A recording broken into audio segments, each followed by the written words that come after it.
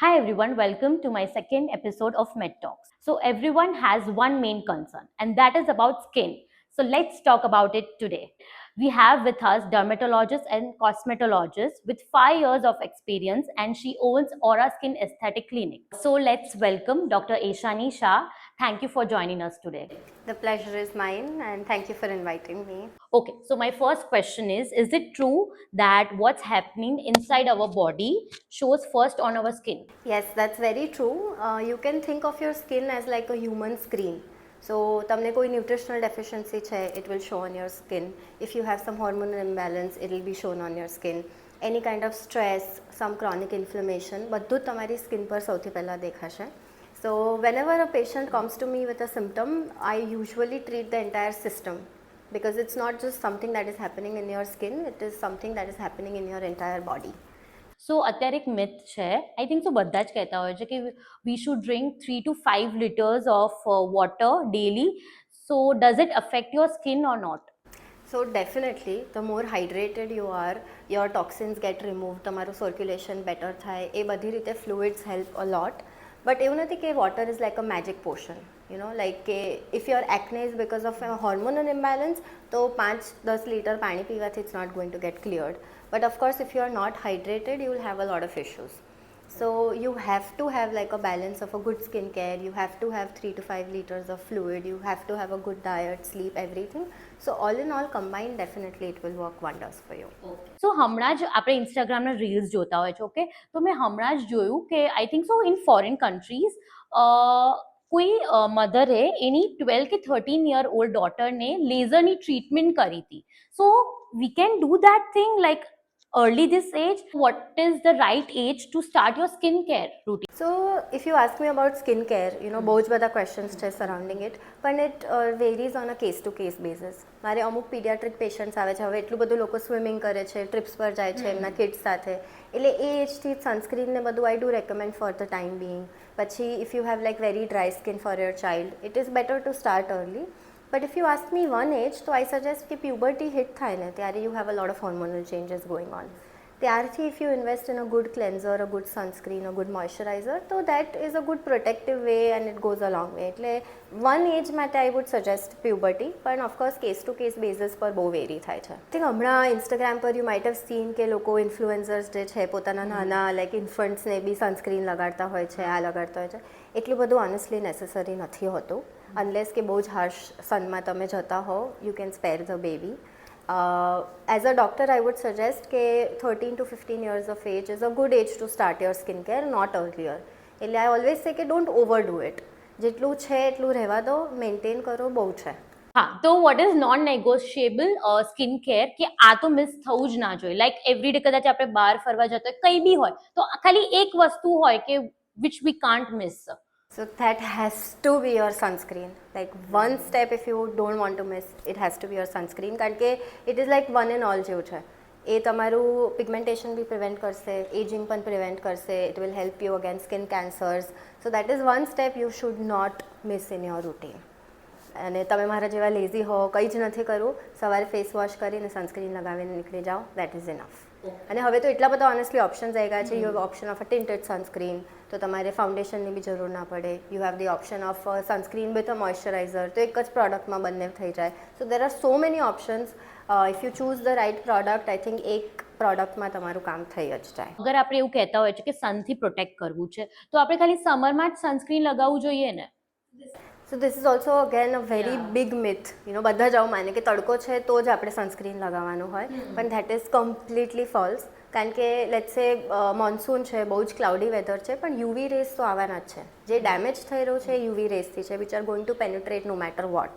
એટલે any season you have to use a sunscreen. If you are out in the open, out in the sun, તો every 3 hours reapply કરવાનું.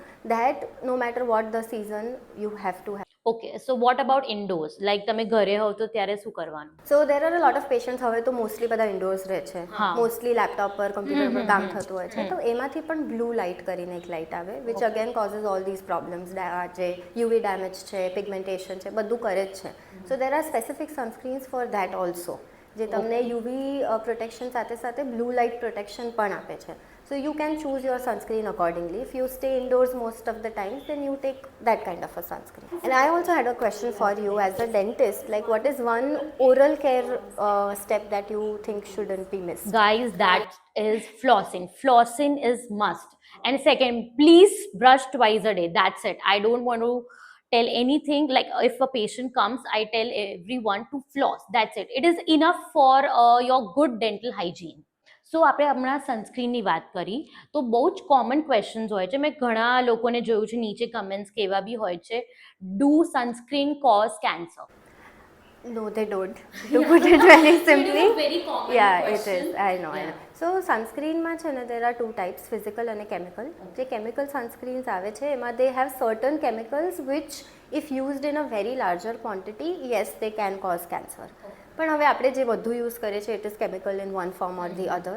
So the percentage that is used in your sunscreen, that is not going to cause cancer. But if you don't apply sunscreen તો skin cancer થવાના chances definitely છે. સો risk benefit ratio આપણે જોઈએ તો definitely you should apply a sunscreen. Do not should a man have a skin care routine? Definitely જેમ મેલ અને ફિમેલમાં basic physiological differences છે, skins are also little bit different, but એવું નથી કે they are immune two everything. I have head so many patients જે હવે જાગ્યા હોય પોસ્ટ દેર 40s 50s, આપણા ફાધરની એજના, કે જેને બહુ જ પિગમેન્ટેશન થઈ ગયું હોય, બહુ જ ઓપન પોર્સ હોય, અને હવે it is so difficult to treat. They have a lot of problems in their later age. So if you start at an earlier age, be it a male or a female, A help થવાનું જ છે. and I think every person, no matter what the gender, should have a skincare routine. સો અત્યારે આઈ think સો everyone કે હું જઈશ ડર્મેટ પાસે તો મારું બિલ બહુ જ લાંબુ આવશે, મને 4 કે 5 ક્રીમ્સ કે કંઈ બી સોલ્યુશન્સ કે એવું આપશે. So is the high end products કે skin care necessary for it? એટલે ઘણીવાર છે ને આ પેલા મેડિકલ રિપ્રેઝેન્ટેટિવ્સ આવે ને કંપનીના, તો હું બી ગભરાઈ જાઉં કે આ 5,000ની ક્રીમ કેવી રીતે હું લખી જ ના શકું ઓનેસ્ટલી. બહુ જ ઓછી પ્રોડક્ટ્સ એવી હોય છે જેમાં પેટન્ટેડ મોલેક્યુલ હોય તો કદાચ બી વ્યાજબી છે કે you pay so much for that one product. But all in all my opinion is કે આપણી જે નોર્મલ ફાર્માસ્યુટિકલ કંપનીઝ છે, they make very good products, they have nice ingredients and they are not as expensive. એટલે if you see my prescription, it's not going to go up to 10-12k, એવું નહીં થાય. You do get very good products in the market for like much lesser, and I think everybody should invest in a good product, a product that you can use continuously. કારણ કે 5,000ની cream એક જ વાર તમે લેવાનો છો, બીજી વાર નહીં લો. એના કરતાં 500વાળી ક્રીમ તમે કન્ટિન્યુઅસલી લગાવો તો definitely it's going to be better. તો અત્યાર સુધી સૌથી વિયર્ડેસ્ટ પેશન્ટ વિથ પ્રોબ્લેમ્સ કયો આવ્યો છે? Weirdest કરતાં there is one thing that is so common yet so weird, and I think as a dentist you will not like me saying this, but I don't like toothpaste. Because I've seen patients put toothpaste on their acne, on their burns, બધા પર, અને it just gets worse. કારણ કે તમે ક્યાંય પણ toothpaste લગાડો, it's going to cause pigmentation, burning, scarring, બધા જ પ્રોબ્લેમ્સ થતા હોય છે. So that is one thing that is so common, પણ it is so wrong. Question હતો કે બધા કહેતા હોય, બધાને હું પોતે બી કરતી હોઉં છું કે when you wake up in the morning, so they say you have to apply your saliva on your acne. So મને તો એવું લાગે છે વર્ક કરે છે, પણ I don't know about you, is it true or not? But I તો love to do, but is it true or not? I think there are much better Yeah, options yeah, out there. obviously. Yeah. Obviously. But no, I don't promote you. I think it might cause infections અને બીજા problems. એના કરતાં it's always better to use an acne anti acne cream for that. હવે તમે મારા hair colour જોઈને શોક જ હશો ને ડર્મેટોલોજીસ્ટ કે અમને કહી દઉં. એકચ્યુઅલી મને થોડો ક્વેશ્ચન હતો કે હેર કલર કર્યા પછી મારે બહુ જ હેરફોલ થાય છે. ઇઝ ઇટ ટ્રુ કે હેર કલરથી થાય છે કે ઓલરેડી બોડીના પ્રોબ્લેમ્સ હોય એનાથી થાય છે? સો યુઝ્યુઅલી છે ને હેર કલર આપણે હેરની ઉપર કરીએ, it's not going in your scalp. Hair fall જે હોય it always happens due to some issue in your scalp. Nutrition ના મળતું હોય, હોર્મોનલ ઇમ્બેલેન્સીસ હોય, એ બધા are more major causes. Usually hair colour does not cause hair fall. But what happens is કે તમારા જ્યારે સ્ટ્રેન્ડ્સ પર તમે હેર કલર લગાવો, there is bleaching, there is brittleness of your hair, frizzy થઈ જાય, વચ્ચેથી તૂટે, એવું બધું ડેફિનેટલી થાય, પણ બોલ્ડનેસ હેર કલરથી ના થાય. અચ્છા, મને તો અત્યાર સુધી એવું જ લાગે છે because no I have done non bleach વાલા but I think so when I comb there are lot of hair. વચ્ચેથી તૂટતા હશે, પ્લસ જે સ્કેલ્પમાંથી આવે છે ને that has some other issue for sure. Yeah so મેં બહુ બધા ઇન્ટરવ્યૂઝ ને બધા જોયા હતા સેલિબ્રિટીઝના. So they always promote retinol. I have seen one recent interview of Neetu Kapoor. Is it really true? So retinol is my favorite ingredient when it comes to skincare and anti-aging. એ એક જ એવી વસ્તુ છે that actually gives you anti-aging, right? So એ શું કરે કે આપણી સ્કિનમાં ઘણા બધા લેયર્સ હોય, so it increases your cell turnover rate. એનો મતલબ કે it brings new layers to your skin, it sheds off the dead skin more easily, એટલે એનાથી તમારું collagen production થાય. It also helps in your wrinkles, it helps in your pigmentation. So if you ask me the go-to anti-aging ingredient, it has to be retinol. Retinolમાં છે ને ખાલી there is just one thing that you have to take care of, what percentage you use and how you use it. કારણ કે ઘણા બધા લોકો એકદમ ઉત્સાહમાં આવીને રેટેનોલ ચાલુ કરી દે. સો યુ શુડ નો કે તમારી સ્કિન ટાઈપ કઈ છે, તમારે કયા પર્સન્ટેજ ઓફ રેટેનોલથી ચાલુ કરવું જોઈએ, કયો મોલિક્યુલ ચાલુ કરવો જોઈએ અને how to use it. Like you use a retinol, you apply your moisturiser. If you do that it works wonders. But if you follow some influencer જેને કોઈક મેડિકલ ગ્રેડ રેટેનોલ લગાવી દીધું તો ડેફિનેટલી ડિઝાસ્ટર થઈ જશે. સો આપણે રેટેનોલની વાત કરી કે it is anti ageing. So what is the right age to start anti ageing cream? Ideally I would say 30s તમારા. અર્લી 30sથી સ્ટાર્ટ કરો તો it goes a long way. Post 25 શું થાય કે આપણું જે કોલાજન હોય સ્કિનમાં એ every year you lose 1% of your collagen. એટલે ધીરે ધીરે દેટ ફાઇન લાઇન્સ ચાલુ થાય, રિંકલ્સ ચાલુ થાય, બીજા બધા પિગમેન્ટેશન્સ ચાલુ થાય. So if you start with retinol in your early 30s, it goes a long way. So it's anti-aging, it doesn't stop aging, it slows down aging. એટલે એ બી એક આસ્પેક્ટ છે કે લોકોને છે ને એટલી અનરિયાલિસ્ટિક એક્સપેક્ટેશન્સ હોય કે રેટેનોલ લગાવવાથી હું આના જેવી દેખાઈશ અને આના જેવી. That's not going to happen. But જે તમારી નોર્મલ એજની સાયકલ છે that's going to get slower. Question of this season: does mango cause acne? So everyone wants. I know. So direct correlation નથી. There are no papers that suggest કે mango ખાવાથી acne થઈ ગયો, એવું નથી.